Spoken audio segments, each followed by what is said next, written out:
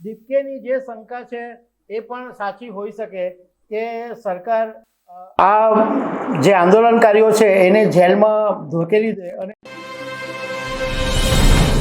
જે પ્રમાણે નક્કી થયું હતું એ પ્રમાણે કોકરોચ જનતા પાર્ટી અને સરકાર વચ્ચે શુક્રવારે એક ક્લબની અંદર મીટિંગ થઈ અને એમાં સીજેપીના જે બે મુદ્દા હતા એ સ્વીકારી લેવામાં આવ્યા, પરંતુ જે એક મહત્વનો મુદ્દો હતો, કેન્દ્રીય શિક્ષણ મંત્રી ધર્મેન્દ્ર પ્રધાન રાજીનામું આપે એ વિશે સરકારે એવું કીધું છે કે એનો નિર્ણય આવતીકાલે બપોર સુધીમાં લેવામાં આવશે. મતલબમાં સરકારે 24 કલાકનો સમય માંગી લીધો છે. તો હું તમારી સાથે એ વાત કરીશ કે સરકાર ધારે તો 1 સેકન્ડની અંદર નિર્ણય લઈ શકે, તો 24 કલાકનો સમય કેમ માંગવામાં આવ્યો? કેમ આવતીકાલે બપોરે 3 વાગ્યા પછી જાહેર થશે કે ધર્મેન્દ્ર પ્રધાન રાજીનામું આપશે કે નહીં આપશે? તો આના વિશે હું તમારી સાથે વાત કરીશ. મારું નામ રાજેશ શાહ છે અને તમે જોઈ રહ્યા છો ગુજરાતના સૌથી મોટા ડિજિટલ પ્લેટફોર્મ ખબર છે.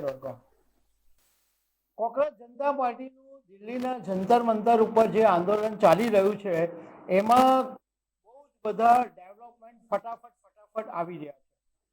પ્રધાનમંત્રી નરેન્દ્ર મોદીએ પહેલા ફાસ્ટ ટ્રેક કોર્ટની વાત કરી હતી, એ પછી એમણે રાત્રે એક વિડીયો જારી કર્યો અને વિદ્યાર્થીઓને સંબોધન કરીને કીધું કે સરકાર પગલાં લઈ રહી છે અને ફાસ્ટ ટ્રેક કોર્ટ માટે બિલ લાવવામાં આવશે, એવી બધી વાત પણ એમણે કરી.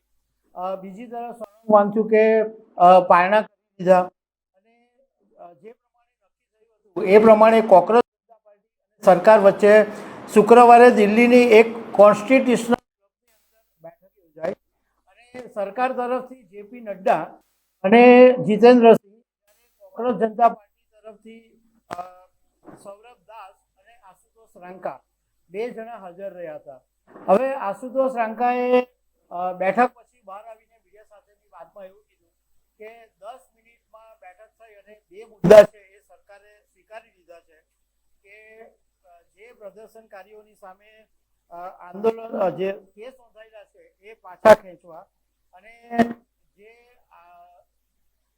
લોકોએ આત્મહત્યા કરી છે, જે વિદ્યાર્થીઓએ પરિવારોને સરકારે સ્વીકારી લીધા છે.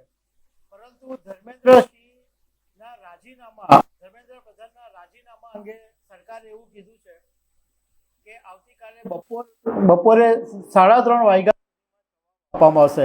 મતલબમાં સરકારે તો બીજી તરફ જેપી નડ્ડાએ એવું કીધું કે 2 કલાક બેઠક ચાલી અને એ પછી જો રાજીનામાની વાત કરવામાં આવે તો કેબિનેટના જે મુદ્દાઓ છે એની અસર પણ વધારે રહે અને રાજીનામાની એ ઓછી થઈ શકે એવું સરકારનું માનવું છે.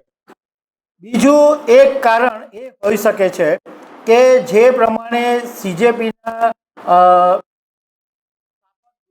વાત કરી કે અમને એવા ઇનપુટ મળ્યા છે કે સરકાર અમારી કદાચ મોડી રાત્રે ધરપકડ કરી શકે છે.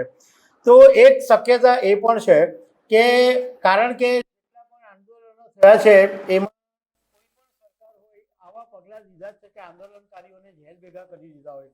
અન્ના હજારે એ આંદોલન ચલાવેલું તો અન્ના હજારેને પણ જેલ ભેગા કરી દીધા. એટલે દીપકેની જે શંકા છે એ પણ સાચી હોઈ શકે કે સરકાર આ જે આંદોલનકારીઓ છે એને જેલમાં ધકેલી દે અને આંદોલનને દફે કરી નાખે, એવી પણ એક શક્યતા છે. પણ હવે મૂળ આશય એ છે કે સમય માંગવા પાછળનું સરકારનું આશય એવો હોઈ શકે કે આંદોલનની દિશા કઈ તરફ જાય એ સમજવું અને રાજકીય નુકસાન ઓછામાં ઓછું કેટલું થઈ શકે એના ઉપર છે. એટલા માટે આ 24 કલાકનો સમય માંગવામાં આવ્યો છે. એટલે હવે આપણે 24 કલાક રાહ જોવી પડશે કે આખરે સરકાર શું નિર્ણય લે છે, કે ધર્મેન્દ્ર પ્રધાન રાજીનામું આપે છે અથવા સરકાર એમની સાથે ઊભી રહે છે. તો દર્શક મિત્રો, આવા અનેક અપડેટ સાથે મળતા રહેશું. આભાર.